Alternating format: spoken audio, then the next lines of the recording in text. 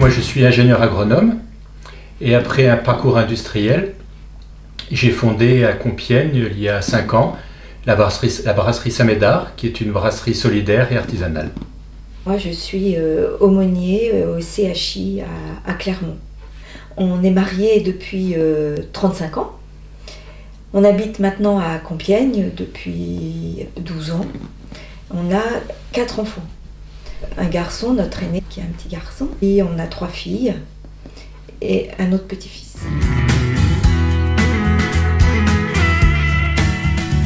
La première expérience, c'est ma famille, parce que c'est la première expérience de cellule d'église, et puis finalement la fidélité de mes parents à l'église, sans qu'ils expriment forcément très fortement leur foi. C'est une expérience qui pour moi a été très importante. La deuxième expérience, ça a été le scoutisme. D'abord parce que c'est vraiment la vie d'équipe, la vie du service. Et moi j'ai toujours été très marqué par la prière de Saint Ignace. Voilà, servir et se dépenser sans compter.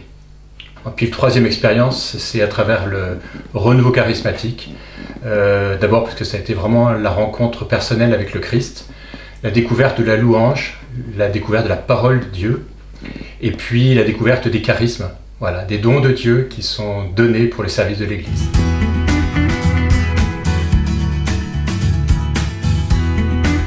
Il a un grand amour de la parole, avec la méditation, aussi l'apprendre.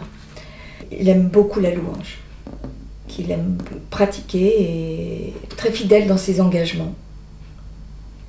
Puis l'écoute, et l'écoute avec sagesse, beaucoup de sagesse. Avec les enfants, de façon très positive. Ils ont été un petit peu surpris, mais pas complètement. Et en même temps, il y avait cette inquiétude de se dire, est-ce que je serai encore moins disponible, voilà, pour les rencontrer, d'autant qu'un certains habitent loin d'ici. Ensuite, par mes parents, c'était une grande fierté, voilà, puis par ma famille, ma belle famille aussi. Et puis ce qui était très marquant, c'est par nos proches, en particulier de la paroisse, quand on a vu le nombre de remerciements liés à l'engagement, ça nous a énormément touchés. En particulier parce que ça faisait mesurer finalement l'importance de ce que représentait le diaconat pour les gens qui nous entourent.